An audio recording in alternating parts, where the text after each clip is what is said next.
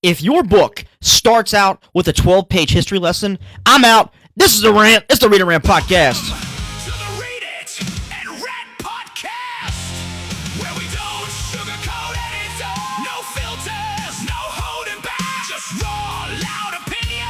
So turn it up and get ready. All right, guys, to today it's a rant. We're talking about the one writing style that will make me slam a book shut faster than a bad ending, faster than forced romance, faster than cringe dialogue, and I am talking about the front-loaded narrative, or expository writing style, or prologue syndrome as I call it. You know exactly what I'm talking about. That opening chapter, or chapters, or prologue, or all of them, where the author decides instead of telling a story, they're going to hold you hostage in fantasy history class for 45 minutes or 100 to 200 pages. I'm talking kingdom lore, bloodline explanations, ancient prophecy number 47, 300 made-up city names, magic systems explained like tax documents, and a prologue so bloated, it feels like the extended director's cut nobody asked for. Folks, if your reader needs a whiteboard, caffeine, and a college lecture just to survive the first couple of chapters and the prologue, we have a huge problem. Today, we're going to rant about prologue syndrome, why front-loaded exposition kills books dead on arrival, why readers DNF these stories constantly, and why some authors completely destroy their own momentum before the story even starts.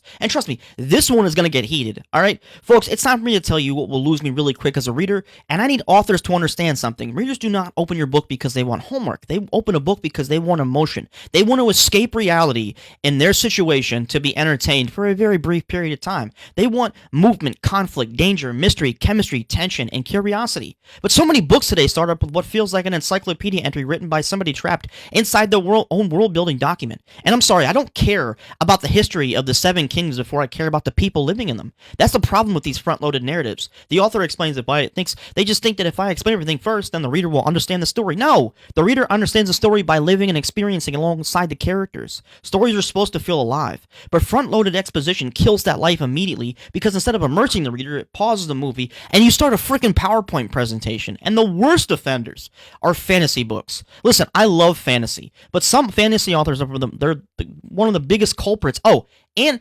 dark retellings of fairy tales. They are the biggest culprits when it comes to this problem. Some of these books open like this. For over 3,000 years, the descendants of the kingdom of Arathor battle beneath the crimson moons after the fall of brother. Who are you? Why should I care? The book hasn't even started yet, and I already feel exhausted. That is the quickest path to a DNF for me, because narrative momentum matters. And if your opening starts like an ongoing walk uphill through wet cement, most readers are not surviving to chapter 3. Now let's talk about prologue specifically, because this is where things get kind of dangerous and heated. And before anybody gets mad, not all prologues are bad. Some are incredible, but bad prologues, they are literally anesthesia. They put readers to sleep before the actual story even begins. And the reason is simple. Most prologues are written to explain instead of hook. That is the issue. And authors use prologues for dumping grounds of information. They're terrified the reader won't understand later. So what happens? You get giant paragraphs explaining ancient wars, political systems, religious structures, family bloodlines, the origin of magic, the collapse of civilization, a prophecy carved into moon rocks by invisible monks, and readers are sitting there like, cool, but where's the story? Because none of that matters emotionally yet. Emotion comes first, context comes second. The readers need a reason to care before they absorb your lore. And that's where so many books completely lose the audience. You cannot emotionally invest somebody in information before they're invested in the characters. This is one of the biggest writing mistakes possible. And this right here, this is the biggest lesson that authors need to learn. Information is not story. Just because your world is detailed does not mean it's engaging. I've seen authors spend 20 or more pages explaining their magic system and not one page making me care about the main character at all. That is backwards storytelling. Readers need to connect to people first, not systems, not maps, not timeline, not family trees, not overly descriptive details that have nothing to do with the main plot. They want to care about people. That's why books with simple words but amazing characters succeed constantly, because emotional investment beats technical complexity every single time. And another thing, over-explaining destroys mystery. Mystery is fuel. Mystery keeps pages turning. The moment an author explains everything immediately, the story loses tension. The reader stops asking questions, and when curiosity dies, momentum dies with it. That's why some books feel lifeless despite having great world building, because their author explained the magic instead of letting the readers discover it first. Discovery is powerful. Discovery makes reading interactive. Front-loaded exposition makes reading feel like you're studying for an exam. Now let's talk about one of the most painful writing sins known to mankind: is the infamous "as you know, Bob" dialogue. You know what I'm talking about, brother. As you know, our father was killed during the War of the Crimson Empire 15 years ago after the magical collapse. Nobody talks like that. And the dialogue exists for one reason: to feed information to the audience unnaturally, and readers can feel that mistake instantly. The conversation stops sounding human and it starts sounding robotic. Characters stop feeling alive, and they start to sound like they're reading a Wikipedia page arguing with each other. That destroys immersion. Good dialogue should revere character, conflict, emotion, power dynamics, and personality. Bad exposition dialogue sounds like two people reading from a textbook, and readers immediately disconnect emotionally when that happens. Let's be brutally honest for a second also why readers DNF books. It's because readers today have endless options. Thousands of books, thousands of audiobooks, thousands of indie authors, thousands of traditional, publishers publish books, thousands of book talk recommendations. So if your opening is boring, people leave fast. And some writers get offended by this reality. But the truth is, readers are not obligated to survive your slow beginning. Because how do we know your slow beginning doesn't turn into a waste of a book, and a series for that matter? You have to earn their attention. Especially in the modern reading culture. The opening chapters are everything. I will say that over and over, and I will die on that hill. And I say it over and over again. The opening chapters are everything, especially your prologue. It's how you hook your reader. That's your handshake. That is your first impression. That is your sales pitch.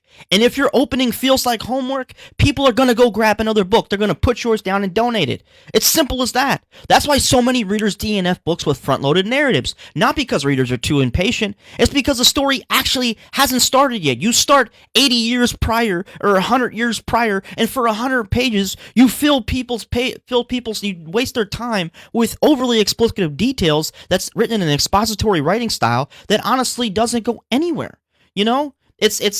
It's ridiculous. And it's just the author delays the experience completely through the entirety of that process.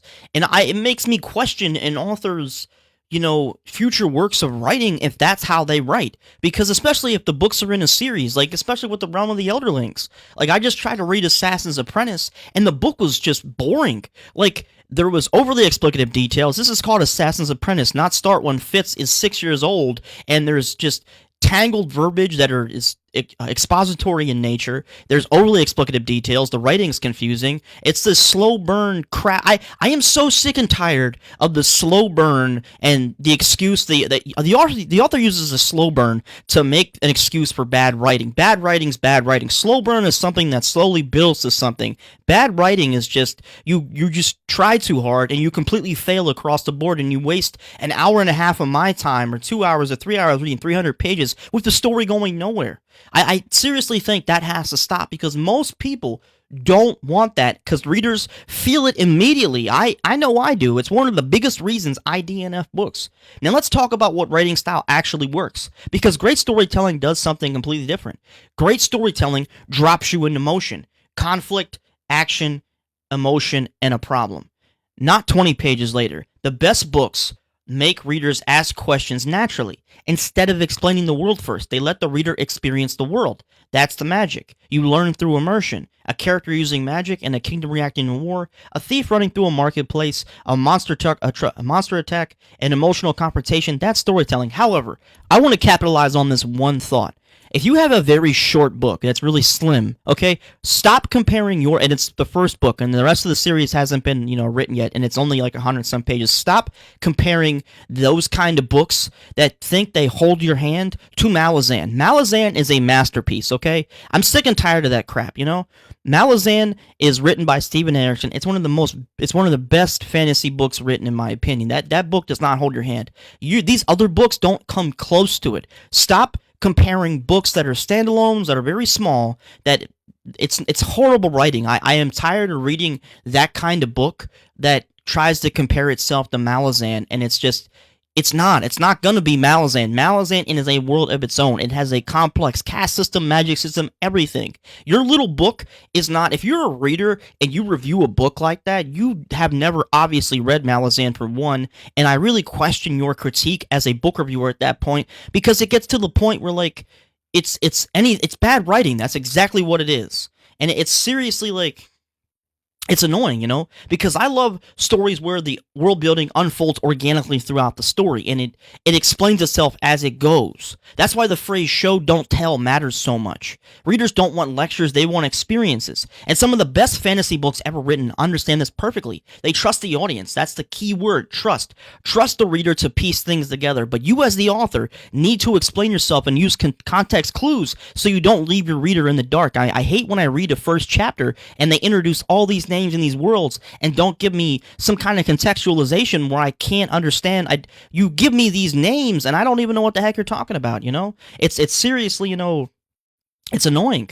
I want, as an author, you need to trust the reader to piece things together, stay curious, and learn naturally. Because like I said before, when authors over-explain everything immediately or under-explain, it feels insecure. It's like the writer doesn't trust the audience to follow along. And here's another harsh truth. A lot of books would improve instantly if authors deleted the first chapter. Or delete a couple of chapters. Delete all that overly explicative stuff that doesn't have anything to do with the main plot. Because many openings are just set up disguised as story.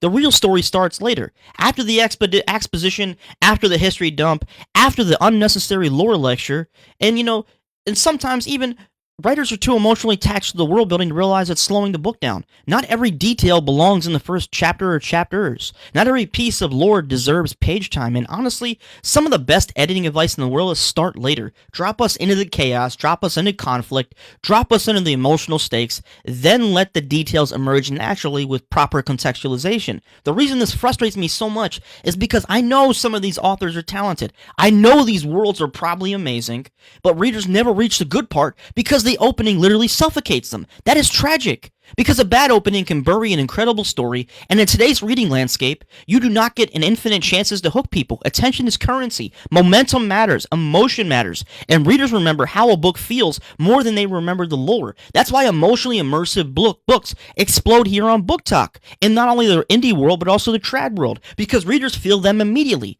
Not 50 pages later, immediately. With all these great points, it's time for a final rant, okay? So let me say this out loud for every writer in the back. Stop writing openings like history textbooks. One of my biggest pet peeves reading a piece of fiction is an expository style of writing. Stop treating readers like they need an orientation a week before the story begins. Stop confusing complexity with quality, and for the love of fantasy literature, please stop opening your books with 15 to 200 pages of ancient kingdom politics before anybody has done literally anything interesting. Hook us emotionally first, make us care first, give us movement first, because if your opening feels like a homework assignment, a lot of readers like me are going to DNF your book before your story even gets the chance to shine. And honestly, some of you are writing incredible stories, but burying them under exposition avalanches the whole story. Trust your audience, trust your characters, trust the story, and let readers discover your world naturally instead of force-feeding them every detail in chapter 1. Because the best books don't lecture readers in immersion. They throw readers into immersion, And I have to say, this is a rant. This is the Read and Rant podcast. We don't sugarcoat anything over here. I am honest to a fault. I am brutal, and I will give anybody constructive criticism on any book that you write anytime, day or night, any day of the week, all right? However, I want to know your opinion. What is the fastest way that you, my viewer, DNF a book? Is it bad pacing, cringe romance, terrible dialogue, overwritten prose, or are you like me, completely done with front-loaded exposition, prologue syndrome, expository styles of writing? Because I'm tired of it. I have read so many books, and it's just getting to the point where that's one of my biggest pet peeves. I want you to drop your hottest take in the comments, and if this rant hit your soul today, hit that subscribe button, smash that like button, and share this with every fantasy author friends who needs to hear it. And go follow me on TikTok, on my main TikTok page. There's a link tree in my main bio. There's a Discord link that's permanent. It's a great server full of the entire Book Talk community, authors, narrators, voice actors, readers, etc. And as usual, stay tuned for more no nonsense, no sugarcoating, no BS book reviews. Y'all know the drill. Read it and Rant is out.